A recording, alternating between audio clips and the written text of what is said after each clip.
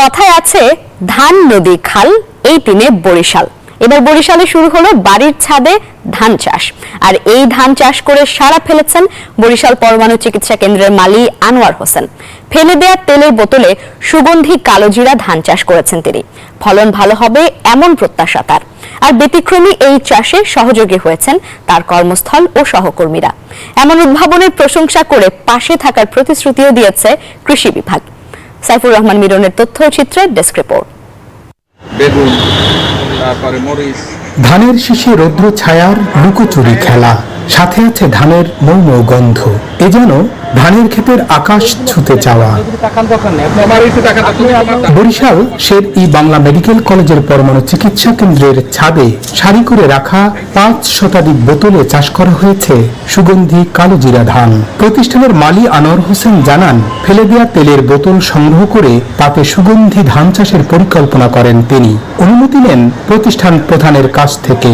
জানান, এমন পদ্ধতিতে ধান চাষ করলে মাটিতে চাষ করা ধানের চেয়েও উৎপাদন বেশি হবে, আর এতে ছাদেরও কোনো ক্ষতি হবে না।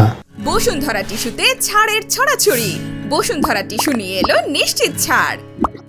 যেটা আমার এই বাগানে দেখতে পাচ্ছেন যে আমার এই ছাদে যে কত সুন্দর সরা, কত বড় বড় সরা কাটাইছে, যেটা আসলে মাটিতেও কল্পনা করা যায় না।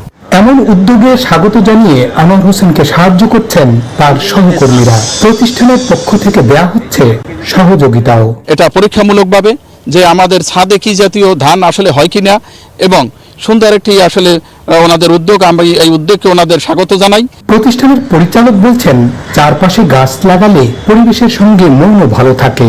ছাদে ধান চাষের পুরো কৃতিত্ব দেন মালি আনোয়ারকে। পুরো কৃতিত্বটাই আসলে ওকে দেওয়া যায়, এই পুরো পরিশ্রমটাই সে করছে। এটাই তো আমাদের এই কাজ শেষ হলে আমরা বাগানটা আবার ইনশাল্লাহ সুন্দর করে ফেলবো।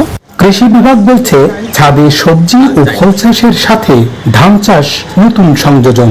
এমন ব্যতিক্রমী কাজে সর্বাত্মক সহযোগিতাও দেবে তারা। এবার পরীক্ষামূলক চাষে 50 কেজি ধান উৎপাদনের আশা মালি আনোয়ার হোসেনের। আগামীতে আরো বড় পরিসরে ধান চাষের আশা করছেন তিনি। সাইফুর রহমান মিরন, নিউজ 24, বরিশাল।